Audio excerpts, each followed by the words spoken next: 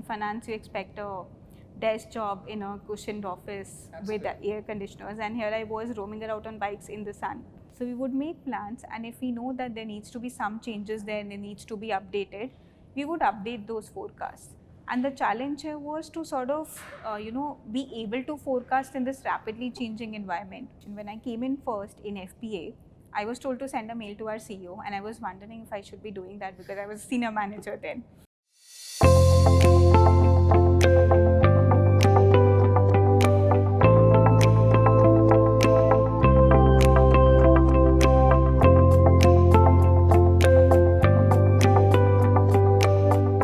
We have always done our Conversations Cafe in one cafe or the other, and luck has it that we are sitting right now at a cafeteria, but we are sitting at the cafeteria of the Tata Play office at the Windsor House, and with me today I have Sakshi. Sakshi, Hi. welcome to Conversations Cafe. Thank you. And I'm really excited to have a word with you and know your journey, know you personally a little bit, and what you have been doing at Tata Play. Hi, I'm excited to be here. Right. Sakshi, help me understand this. You decided that you wanted an MBA in your life. What year was it, and how did I Am Lucknow come into the picture? So this is surprising, and anyone I tell this story to has a hard time believing it. Before I went into class 11, I knew I wanted to do an MBA.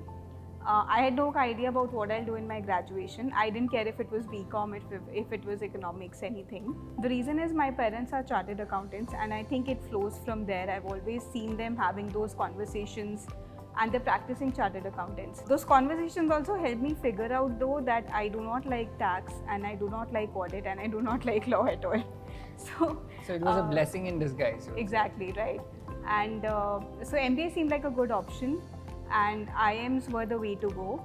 I wanted to get into A, B, C or L, managed to get into L, was super excited. You realize that you don't want to be a CA, and yet you decided that finance is something that you want to play with, right? Was that clear from the very beginning, or when you went in, then you decided that this is something that I want to build on? That was very clear from the beginning. So I've done CFA and I gave level 1 before I went into I Am Lucknow. Economics in graduation was just a stepping stone because it seemed like a good option to do before MBA. But so people have a hard time, deciding after class 10 if they want to do science or commerce. For me, it was a no-brainer. Moving to the final placement now, where you're worried, you're thinking that where next, the 2 years that you spent there, fun and frolic, copying some assignments maybe, it has ultimately come to an end. And now is the big leap that you have to take, and that's when Tata Play happened to you, right? What was that experience like?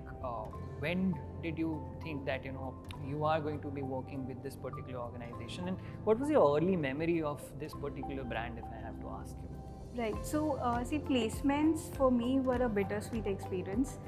You're up at night, you're supposed to be sleeping before your interview, you just can't get your mind to shut up. And there's a list of companies that are lined up for the next day, and that list was released at 2 a.m., 3 a.m. So you're anyway up till then. Now, in those list of companies, the interviews start from 5 a.m.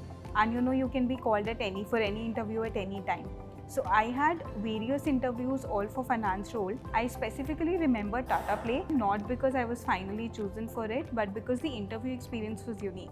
So we had a telephonic interview with our CFO Sambasivan, and he asked me very relevant questions, which revolved around day-to-day working in the company. And I was surprised because companies didn't really do that. It was a lot more about technical knowledge. Right. And that round went great. I didn't know it wasn't a face-to-face conversation. I had a next round in a face-to-face conversation with the HR team. And shortly after that, I was told I've been selected for this company. Were there any doubts in your mind as to where you're heading and the kind of life that you will be having here? In finance, there are a lot of different streams. An M&A role will be extremely different from a corporate finance role. So in my 2 years, that helped me to figure out that I don't want to go into an M&A or a buy side or a venture capital role. And industry or corporate finance is where I wanted to be. Now, in that sense, I did not really have any doubts because it was a good brand. I knew it was employee friendly. I knew it's a Tata company. So all of those doubts withered away. It's been what, more than 5 years that you've spent here? I got a 5-year certificate just last week. Right. The first years are always the special, when you are new, when you don't know a lot of things about a particular company or how the systems work, and that's when you sort of explore yourself also while you are exploring the company and the other things that are related to it. So what was that like coming in here? What was your most memorable stint, if I have to ask you, in that first year that you have spent here? Honestly, this question opens up a lot of memories. So I remember the very first day we were called to the Chhatarpur office, the tech unit of Tata Play, and I was late. I was running a little late. I came in and had this dramatic entrance because every other person was seated and all eyes turned towards me as I entered. We had a first week of induction, and it was amazing because we had the CEO address us. He was on a video call, but then all the CXOs had flight down for a day and they each had 1 hour session, and they told us what their particular function did, and they had these grand PPTs. The best part was in that 1 week, we got a chance to install a dish. So I did all of that with my own hands in formals, in Sunday. They'd arranged lemonade for us.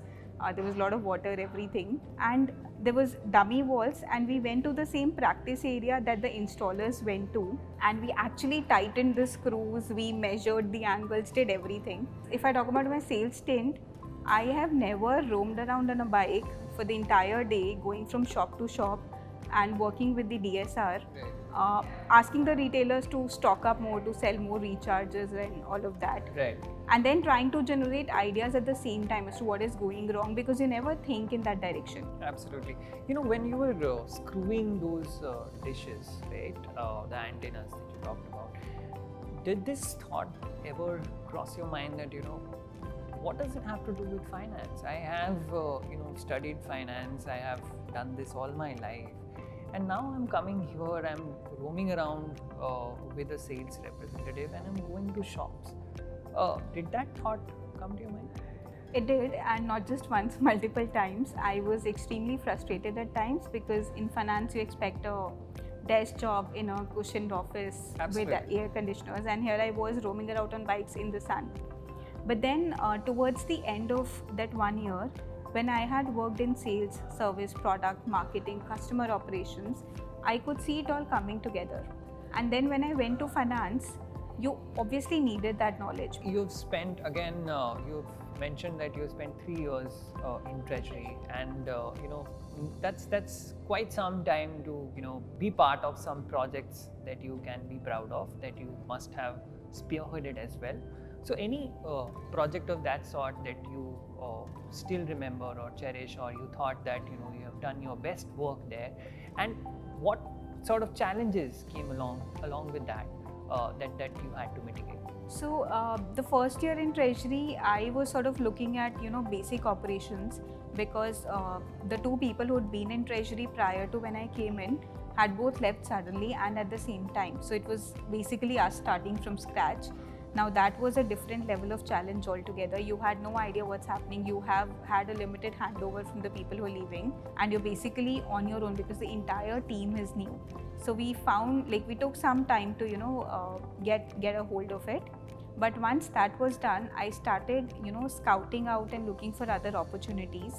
And the best part is your manager or your team will not mind this at all. In fact, they'll welcome it. They'll ask you to go ahead and just take the lead. So there was this ERP implementation project that I did. We used to have our books closed for treasury specifically in SAP, and that wasn't giving us all the functionalities. So I did a scoping of our requirements internally. I got it vetted and discussed with my team and manager, and then I started looking for partners. So we had discussions with about 4 to 5 partners. The best part, I led all of these discussions. My team was always with me, but I was given that chance. I was just a manager then. I'd been in the function for a year. I'd been in the company for 2 years, and I was just asked to go out and lead these discussions. I finalized a product, led the entire thing then, right from closing the contract with the legal team to getting in touch with the implementation partners, spearheading the entire implementation, to in the end solving any problem that came up, giving progress reports to the management, It was an amazing experience, and I handled about 3 to 4 different stakeholders as part of this program. Right. It was a cloud-based program. The kind of exposure that I've had, one is the technical side of it, which stays with me. The second, the entire management of human management, interactions, all of that. That is not something that you get an exposure for this early in life in a corporate. So that is a good thing about Tata Play. New interventions have come in place, businesses have shifted overnight, and there is constant change when we are talking about media and OTT and content space, right? Keeping all these changes in mind, right? What has been the most significant challenge so far for you, and how did you come out of it? Maybe not come out of it, but struggle through it, or are still struggling through it, and are finding the courage to go ahead and do that? Pre-COVID, I was in treasury, life was stable, I knew what I was doing in the next week as well, and COVID plus my shift to the FPA team sort of coincided, and with it the entire thought process, everything went for a toss or went for a change. I realized when I came in FPA, because I was talking more regularly with the CEO and the CFOs, it's not like they're extremely optimistic. There was a very realistic approach that they would take.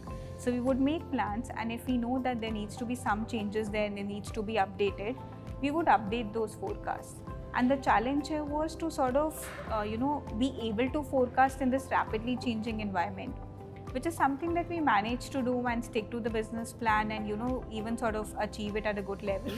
But the big challenge was trying to get it all together. So if I am looking at a top line and the cost and there was a bottom line, the biggest challenge was trying to maintain both of these in an environment which is dynamic, in an environment which is not yet picked up after coronavirus, after COVID, and in an environment wherein there's a lot of uncertainty still persisting. So I was in FPA, I look at the DTH business, the entire business, the planning, forecasting, making the annual budgets, and the 5-year budgets that we make. Now, because this environment is so dynamic right now, we don't know what 5 years are going to look like. We don't know what next 1 year is going to be like, let alone the next 5 years. So when we make these plans, we coordinate with multiple departments, and you would always have the revenue team say they can't make that much on behalf of the company. You would have the cost team say we need more money, and somehow in the end you have to balance it. Trust me, it was a challenge because we weren't able to just make it that way. We weren't able to put it on Excel that way. And then we thought, and then we came up with new initiatives, and then we all brainstormed together. And when the plan was finalized, it looked very realistic, it looked very achievable, it looked ambitious at the same time. I would like to know what exactly happens in a company like Tata Play. What sort of responsibilities are you, bestowed with? What is your daily grind? What is your daily firefighting or challenges that you have to, sort of solve? And how big is the team size right now that you're dealing with? So in terms of the company first, it's a very flat, very lean organization. When I came in first in FPA, I was told to send a mail to our CEO, and I was wondering if I should be doing that because I was a senior manager then. But now I'm kind of used to it. The presentations that I talked to directly with him, regarding him, the mails I sent to him, and he knows my name, and it's a very flat organization. He doesn't care if I'm a manager, if I'm an EGM. If there's a project that I'm working on, he'll reach out directly to me. Of course, keep the CFO and my manager in loop. So in treasury, because it's an operations role, you kind of know what you're doing from day one to the next day. In FPA, there are days when you don't have a lot to do, so you can be at your own pace, experiment, do a little of this, a little of that. There are times when you have to make presentations in a span of a week, and those are big presentations. So there's a lot that needs to be done. There are times when you have meetings twice a day with the CFO to discuss a particular project that you're working on. I do a bit of planning and forecasting for the DTH business. I do a bit of macro overview for the business. I do a bit of data analysis. And it helps me, it prevents it from becoming mundane at the end of it. Sakshi, you mentioned that there are changes that are also taking place right now in the organization, and it's similar to you also upskilling yourself, right? Because you also need to change yourself constantly with the constant demands and the needs of the hour. And your profile suits it better because you've had your CFA done also, you have done your FRM also, if I'm not wrong. How does this help, in the longer run, or is this something that I have to already come up to an organization with, or while I am at an organization working, I can take up these? At a company level, Tata Play is very pro-learning. In fact, our CEO says you should do more automation, and then whatever time is saved, let them learn on the job and let them do what they want to. Right. So we have this program called EduPro, which lets you learn and go take up full-time courses. We have access to platforms like LinkedIn Learning, Percipio. There are learning and trainings that are routinely organized. Apart from all of that, the job itself is a very good place for you to learn. So for them who are interested in finance, or for Sakshis like you who knew that CAs are not for them but MBA is, what would be your advice for their preferred career choice and the company that they will join after they graduate? So honestly, there's one thought that's always stayed with me, which is in a marketing role, you broadly sort of know what the role is about. In a consultancy role, you have different projects. In a finance role though, there's one group, but there are way different branches out there. Corporate finance is entirely different from M&A, from acquisitions, from PE, venture capital, and from financial consultancy as well. The first advice would be clear on which sub-branch is it that you want to go to in finance. Because if you want to do equity research, there's no sense in getting a corporate finance role, because then the switch there is different as well.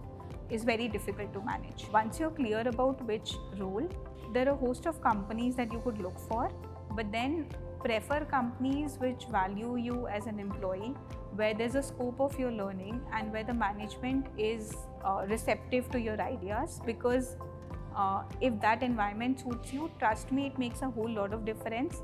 Because in the end, you need to be satisfied at the end of the day as to what you did. And when you wake up in the morning, you need to be excited for what lies ahead. Superb. Thank you very much, Sakshi. It was a lovely conversation over a cup of coffee with you in this particular cafeteria at Tata Play that we're sitting at. I am going to talk to some of your colleagues, some of the other people who are working at this particular space. Thank you very much for sharing your journey. I hope that it was helpful for students or professionals who are watching this. If you want to know more about the life at Tata Play, if you want to know more about the Konversations Cafe event that is tied up with this, there's a link in the description below. Go check that out, and if you have any questions that you want to ask Sakshi, feel free to do that. Thank you once again, Sakshi. It was lovely having you here. Thanks.